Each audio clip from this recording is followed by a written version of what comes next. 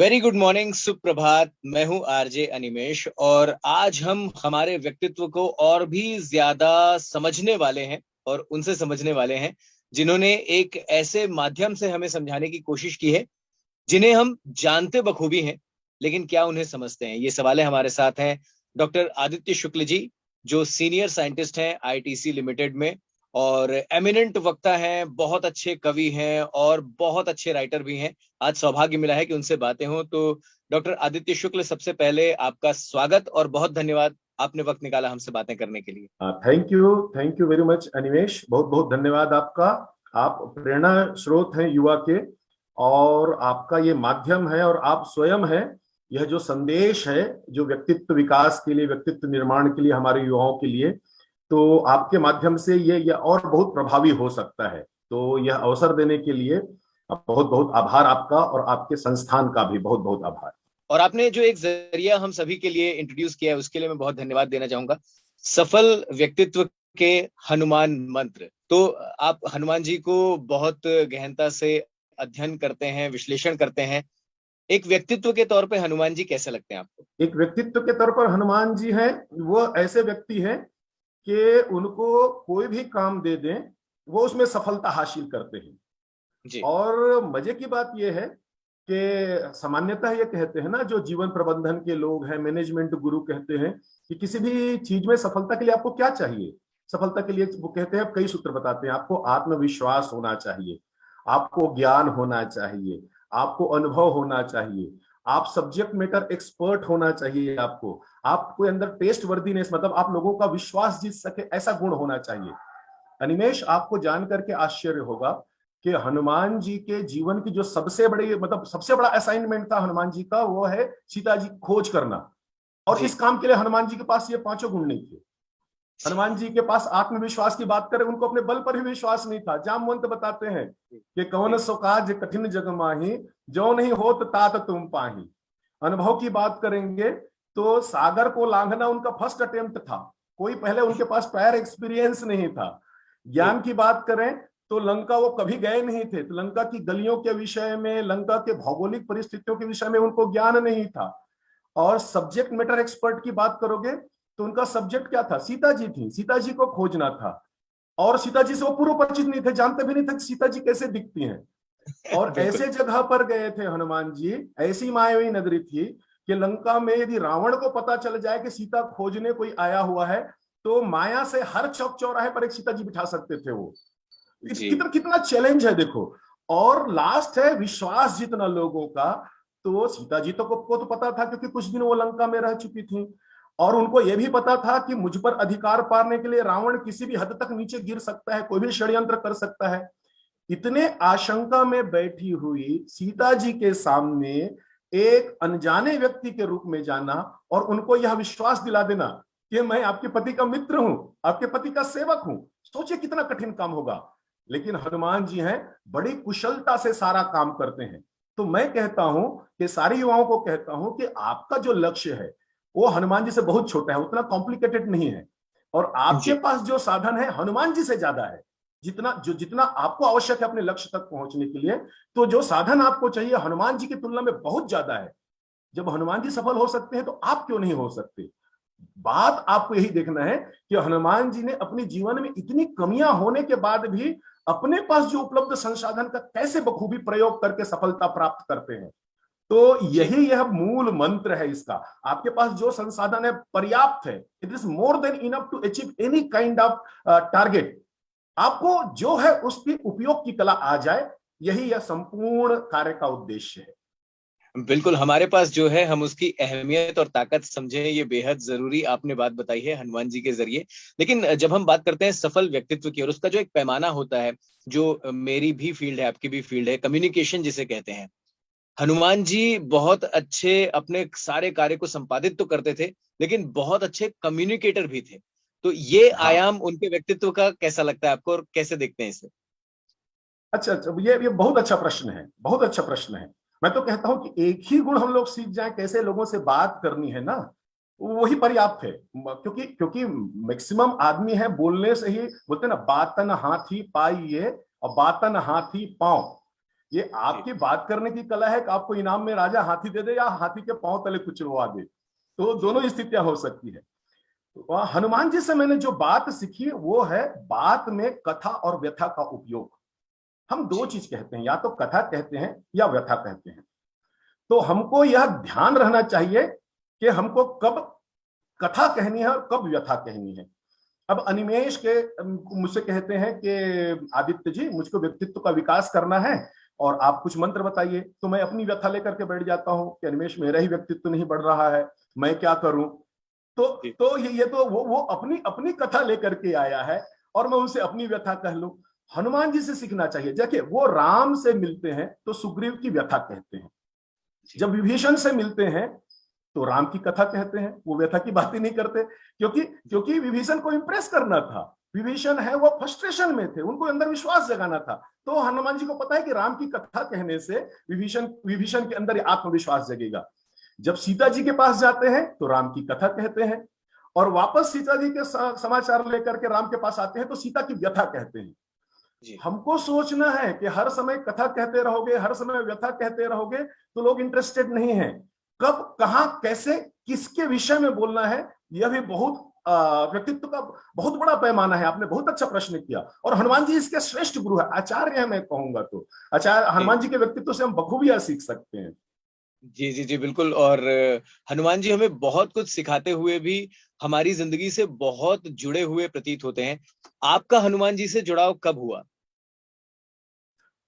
हनुमान जी से जुड़ाव तो मैं तो बचपने से इस परिवार से रहा हूं जहां पर राम कथा है वह हमारे दिनचर्या का अंग है। मेरे दादाजी भी बहुत प्रसिद्ध राम कथा के कथावाचक थे। तो एक पारिवारिक पृष्ठभूमि तो थी ही राम कथा को समझने का।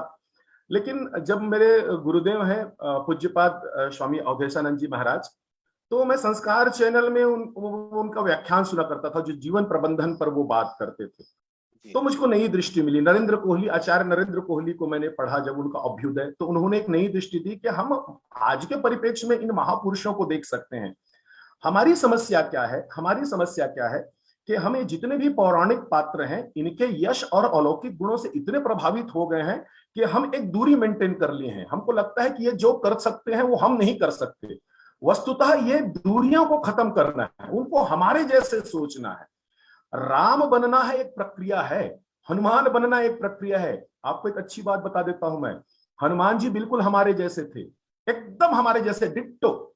उनको जब राम जी से मिलने के पहले, हमारा जो परिचय है सफल हनुमान के रूप में, वो राम जी से मिलने के बाद के हनुमान जी हैं। राम जी से मिलने के पहले हनुमान जी हैं, वो तो सुग्रीव का संकट नहीं हर पाते, सुग्रीव के साथ साथ जंगल जंगल घूमते रहते हैं बाली के भय से।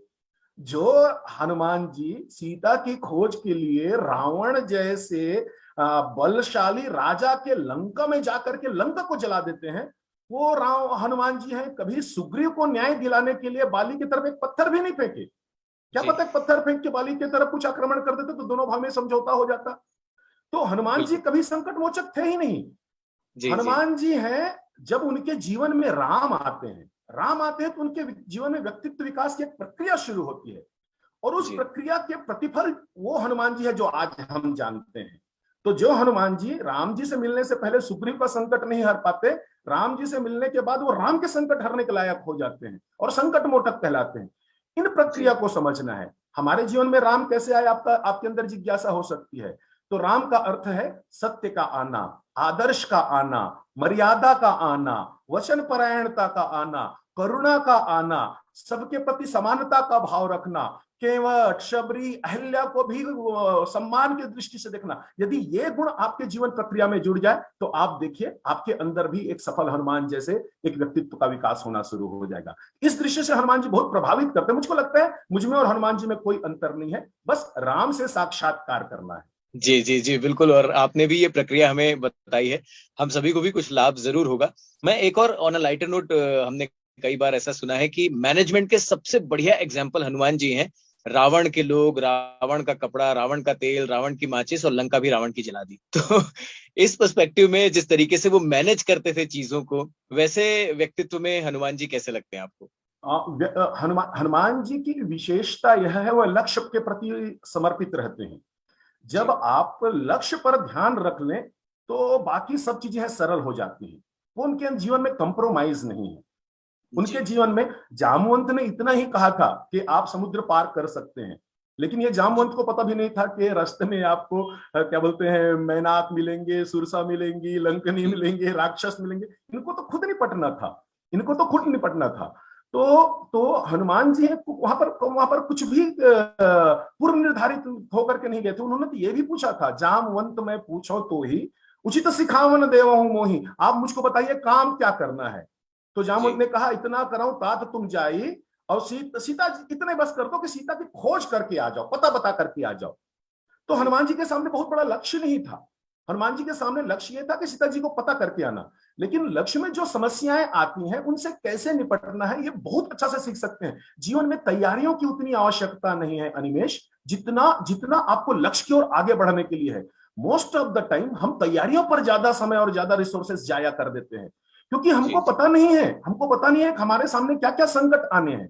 तो आप जी अपने पर आत्मविश्वास रखिए, मिनिमम तैयारियों के साथ अपने को चैतन्य रखिए। मेरे पास रिसोर्स क्या है इसका ध्यान रखिए। हनुमान जी को पता था मैं आकार बड़ा छोटा कर सकता हूं। हनुमान जी को जी पता था कि मैं लंका का दहन कर सकता हूं।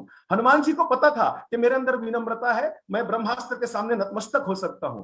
हनुमान जी को जी पता था कि मेरे मुझको कोई अपमानित नहीं कर सकता, मुझको कोई इरिटेट नहीं कर सकता। रावण बहुत कोशिश करता है इरिटेट करने को, उनको उनको बंदर कहते हैं, उनको कहते हैं तुम बंधे हुए हो, तुमको लाज। हनुमान जी इन सब चीजों से अपने आप को इम्यून कर लेते हैं। लोगों की जी प्रतिक्रिया से इम्यून रखिए, अपनी कमजोरियों का ध्यान रखिए। इतना यदि आप ध्यान रखते हैं ना, और ज्यादा प्रिपरेशन नहीं चाहिए सांसारिक रूप से आपको किसी चीज को मैनेज करने के लिए। बिल्कुल। और आपने एक इम्यूनिटी का जिक्र किया। अक्सर हमें ये कहा जाता है कि हम साइंटिफिक नजरिए से चीजों को देखें, प्रैक्टिकल अप्रोच के साथ देखें। आप खुद एक साइंटिस्ट हैं, तो हनुमान जी के व्यक्तित्व में ये जो साइंस है, इसे कहाँ देखते हैं और कैसे देखते हैं? विज्ञान विज्ञान है। मुझको मैं वैज्ञानिक होकर के भी यह बात कह रहा हूं। जी जी धर्म और अध्यात्म की तुलना में बहुत बच्चा है। जी लेकिन लेकिन हमारी समझ क्या है कि हम जहां पर साक्ष्य की आग्रहता है, हमको जब तक साक्ष्य नहीं मिलता। विज्ञान क्या है, साक्ष्य देता है। किसी जी किसी जी भी ज्ञान का विशिष्ट रूप से प्रेजेंटेशन है, वह विज्ञान है। तो जी मैं आदी हो गया हूं विशिष्ट रूप से कि अब मुझको ये कोई बताए कि ये खाने की योग्य की वस्तु है तभी मैं खाता हूं, नहीं तो मेरे अंदर जी ज्ञान नहीं है, यह भोज्य पदार्थ है।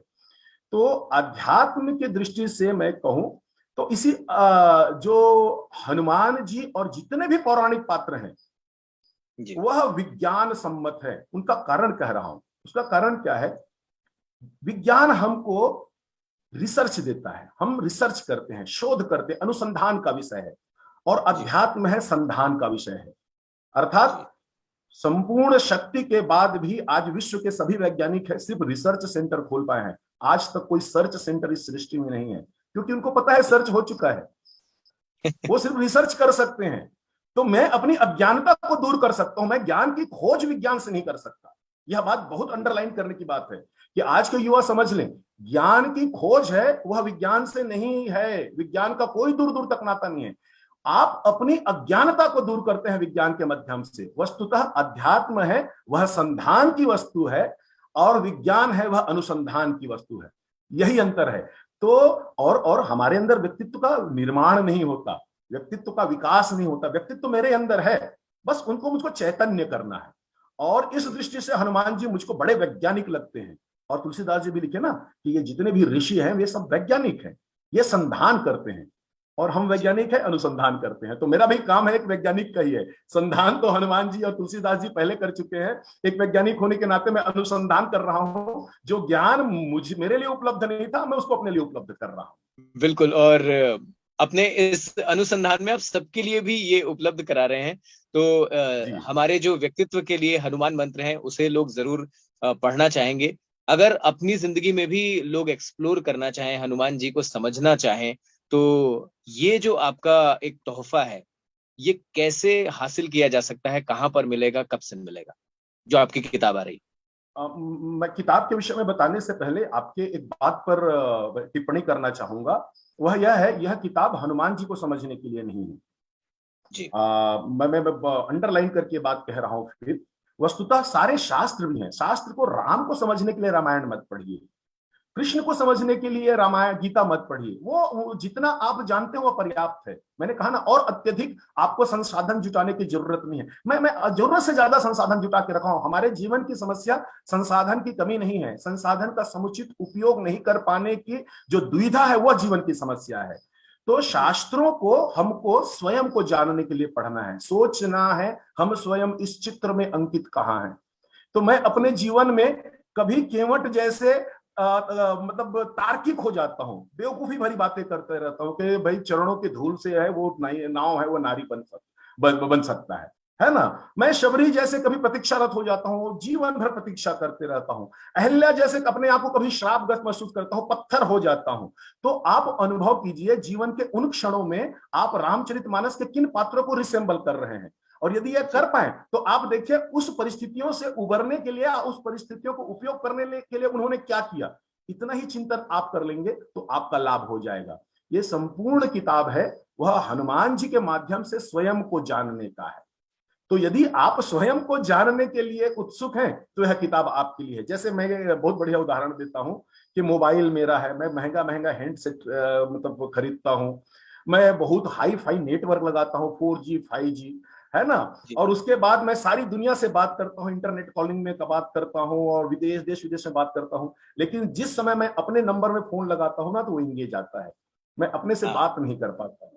तो मेरे संपूर्ण संसाधन है वह बाह्य जगत के लिए है। जिस दिन यह जानने का प्रयास करो कि मैं अपने आप को जानने का प्रयास करूं, मैं कौन हूं, यह किताब है आपके लिए उपयोगी है। और भारत के श्रेष्ठ जो पब्लिकेशन हाउस है किताब घर, उन्होंने इस किताब वो प्रकाशित कर रहे हैं इसको। तो आप किताब घर के जो वेबसाइट है वहां पर भी 9 अक्टूबर को बेंगलोर में इसका भव्य विमोचन है। उसके बाद तो वहां से प्राप्त कर सकते हैं, सारे ऑनलाइन प्लेटफॉर्म पर भी आप प्राप्त कर सकते हैं। और इससे अधिक आपको चाहिए तो रायपुर में भी, छत्तीसगढ़ में इसकी कम से कम 200 प्रतियां एडवांस बुक हो चुकी है अनिमेश, छोटे छोटे शहरों में, बिलाईगढ़, कसडोल, रायगढ़, बलौदा बाजार, राजिम, दूर, भिलाई, रायपुर, भाटापारा। तो वहां से लगातार मेरे फोन आ रहे हैं, भारती दीदी हैं और अमित हैं, इन लोग वहां कोऑर्डिनेट कर रहे हैं। तो वहां से भी आप संपर्क कर सकते हैं और आपके माध्यम से भी लोग हैं यह किताब तक पहुंच सकते हैं, क्योंकि आप भी माध्यम बन सकते हैं। जिनको जो ये किताब चाहिए तो हम उन तक पहुंचावा देंगे। बिल्कुल, तो जिन्हें किताब चाहिए आपने बहुत सारे रास्ते बता दिए कैसे वो पहुंच सकते हैं। और आपने जो जिक्र किया, आप हैं तो बेंगलुरु में और वहां पे अनुसंधान में लगे हुए हैं, साथ में ये सारा खजाना आप खुद पढ़ पढ़ के सभी पाठकों तक पहुंचा रहे हैं। छत्तीसगढ़ से आपका ताल्लुक है, रायपुर से जुड़ाव है, छत्तीसगढ़ से जुड़ाव है, और यहाँ पर भी प्रभु श्री राम का एक लंबा वक्त गुजरा था।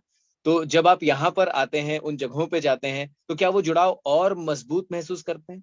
वस्तुतः मेरा मेरा जो विस्तार है वह बेंगलोर है, जड़ तो छत्तीसगढ़ ही है। तो राम पर जो सहज प्रेम है और राम कथा पर सहज प्रेम है ना, वह छत्तीसगढ़ की माटी के कारण है। आपको तो बहुत अच्छे से पता है, बल्कि आपको छत्तीसगढ़ के लोगों को यह जान करके बड़ी प्रसन्नता होगी, मैं मेरा अगला ग्रंथ है वो छत्तीसगढ़ के नौधा रामायण पर मैं लिख रहा हूँ। जो गांव गांव में, ये बाकी जगह पर नहीं है, हर गांव में 9 दिन तक समारोह पूर्वक, संकल्प पूर्वक हर वर्ष नौधा रामायण होना, नौधा भक्ति का जो प्रतिरूप है सिर्फ छत्तीसगढ़ में है। तो राम जितना जीवन में, दिनचर्या में, हमारे उत्सव में, हमारे सौंदर्य बोध में राम छत्तीसगढ़ में समाये हुए हैं, वह कहीं नहीं है। भले ही भगवान कृष्ण को कहते हैं 16 अवतार की कला है, तो भगवान राम तो 36 कलाओं के अवतार हैं छत्तीसगढ़ में। तो उनके 36 विशेष गुण हैं, वह कण कण में व्याप्त हैं। और राम तो छत्तीसगढ़ के भांजा भी है, तो हमारे से उनका मायके का नाता है। तो मेरा जड़ ही छत्तीसगढ़ है, तो वहां छत्तीसगढ़ में जितना पानी और खाद पड़ता है उसका विस्तार है, वह विश्व पटल पर होता है। तो विश्व में जो लोग, बेंगलोर में जो लोग मुझको देखते हैं, वह उसका विस्तार है। मूलतः जड़ है वह छत्तीसगढ़ है। बिल्कुल, और एक तरीके से आपने हमें भी जड़ों से जोड़ने का अपना ये प्रयास आगे बढ़ाया है अपनी इस किताब के जरिए, जिससे लोग जुड़ेंगे किताब घर की वेबसाइट के जरिए, और बाकी जो आपने माध्यम बताए वहां से हासिल करने की कोशिश करेंगे। इससे पहले कि मैं इजाजत आपसे लूं, मैं जानना चाहूंगा कि आज का युवा जो है ना, एक दौर हनुमान जी की जिंदगी में भी था जब कंफ्यूजन बहुत था, डिसीजन मेकिंग में कुछ भी समझ में नहीं आ रहा था, रास्ते ही नहीं दिख रहे थे। और आजकल युवाओं के सामने ये परिस्थितियां बहुत आती हैं, कोई एक चीज अगर वो करें तो क्या करें? मैं वही कह रहा हूं कि एक चीज, मैं दो चीज कहूंगा। दो चीज ये है जी कि आपको आपसे आपसे बेहतर आपको कोई नहीं जानता, है ना। तो आप आत्मचिंतन के लिए कुछ समय निकालिए और देखिए आपकी विशेषता क्या है और आपकी दुर्बलता क्या है। जहां पर विशेषताओं का उपयोग करना है वहां पर यदि आप जाने अनजाने दुर्बलताओं का उपयोग करेंगे तो आपको लाभ नहीं मिलेगा। और सब लोग कहेंगे आपको ये आपकी विशेषता है, वस्तुतः आप कम देखिए, हम बाहर जो दिखते हैं और अंदर है उसमें जमीन आसमान का अंतर है ना। जी तो मैं जानता हूं मेरी विशेषता क्या है। एक बहुत बढ़िया उदाहरण दूंगा। हनुमान जी गए संजीवनी बूटी लेने के लिए, ठीक है। जी हनुमान जी के विषय में तुलसीदास जी सुंदरकांड में सब लोग जानते हैं। अतुलित बलधामम हेम शैलाभ देहम धनुजवन कृशानम ज्ञानी नाम अग्रगण्यम। जहां ज्ञानियों की सूची बनती है तो सबसे पहले हनुमान जी का नाम लिखा जाता है। जी ऐसे हनुमान जी थे। और उनका व्यवहार देखिए, जब उनको संजीवनी बूटी लेके आना है, कितना क्रिटिकल टाइम था, टाइम बाउंड टारगेट था कि आपको सूर्योदय से पहले आना है। और संपूर्ण जय विजय है उसी पर निर्भर था कि लक्ष्मण के प्राण बचने पर। राम ने तो हथियार डाल दिया था कि यदि लक्ष्मण को कुछ हो गया तो भैया भाई युद्ध यहीं खत्म है। तो आप सोचो कितना क्रिटिकल डिसीजन था।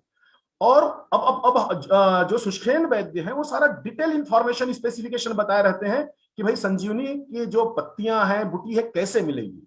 हनुमान जी इस काम के लिए जाते हैं और वहां जाके उनको कंफ्यूजन हो जाता है। जी किनको? ज्ञानी नाम अग्रगण्य को, जो ज्ञानियों में श्रेष्ठ हैं, उस व्यक्ति के जी जीवन में भी कंफ्यूजन हो जाता है कि भाई संजीवनी कैसे है। जबकि उनको बताया डिटेल बताया गया रहता है कि आपको ऐसे ऐसे दिखेगा, आप ऐसे पहचान करोगे। इतना इंफॉर्मेशन के बाद जो सृष्टि के श्रेष्ठ ज्ञानी के अंदर कंफ्यूजन हो जाता है। सामान्य युवा होते आप और हम होते तो वहीं पर कंफ्यूज हो जाते और अपना ज्यादा समय उस कंफ्यूजन में खत्म कर देते। हनुमान जी ने क्या जी कहा कि ज्ञान को रखो किनारे। ठीक है, दुनिया के लोग मुझको ज्ञानी कहते हैं, इसको रखते किनारे। मेरी विशेषता बल भी है तो मैं बल का उपयोग करता हूं। हनुमान जी पहाड़ उठा करके लेकर के आते हैं, बोले जो जी ज्ञानी है वो खोज लेगा। आप एक चीज में मत पड़े रहो। आप भगवान ने इतनी सारी विशेषताएं आपको दी है, बोलने की कला है, व्यक्ति पहचानने की कला है, आपके अंदर झुक जाने की कला है। मेरी कविता की बहुत प्यारी लाइन है, बीती बात भुलाता चले, मेरे काव्य संग्रह है, तो मैंने उसमें कहा है, जी अगर सीखना चाहो सीखो, बात मजे की कछुए से। हम जीव जंतु से भी सीख सकते हैं, एक कछुआ है उससे क्या सीख सकते हैं। अगर सीखना चाहो सीखो, बात मजे की कछुए से, और कभी सिमट जाओ खुद में, कभी खुद को फैलाता चल। जीवन में आगे आहा बढ़ना है तो यही तरीका है। यही तरीका है, जी जी हमेशा अकड़ के चलोगे, हमेशा झुक करके चलोगे, काम नहीं होना है। अपने ज्ञान को बोझा मत बनाइए, बर्डन मत बनाइए। लोग क्या कहेंगे? हनुमान जी बैठ के सोचते यार सब लोग क्या कहेंगे, बेवकूफ समझेंगे, पत्ता लाना था पूरा पहाड़ उठा करके ले आया। हनुमान जी बोलते नहीं, लक्ष्य पर ध्यान देना है, सफलता पर ध्यान देना है। मैं युवाओं से कहूंगा, अपनी विशेषताओं और दुर्बलताओं का लिस्ट बनाइए डायरी में। दुर्बलताओं के प्रति चिंतित रहिए और सफलता को भी, जो आपकी विशेषता है उसके कैसे उपयोग कर सकते हैं, उसका बड़ा ध्यान पूर्वक उपयोग करते जाइए। सफलता आपके कदम चूमते रहेगी। मेरी शुभकामनाएं हैं सबको। जी बिल्कुल। और हम सभी का बहुत धन्यवाद है आपको कि आप हमारे व्यक्तित्व के इतने सारे आयामों को एक बार फिर से हनुमान जी के जरिए, और जैसा आपने कहा है कि हनुमान जी तो एक माध्यम है, हम खुद को ही तलाशने की इस प्रक्रिया में जुड़ेंगे। और आपसे जुड़ के बहुत अच्छा लगा, आपने वक्त निकाला, हमसे इतनी सारी बातें की। हम अपने आप को कैसे समझ सकते हैं वो रास्ते हमें सुझाए। डॉक्टर आदित्य शुक्ल जी, आपको आपकी इस नई कृति के लिए बहुत सारी बधाइयां, और हमसे बात करने के लिए बहुत सारा धन्यवाद। धन्यवाद, धन्यवाद अनिमेश, बहुत बहुत धन्यवाद।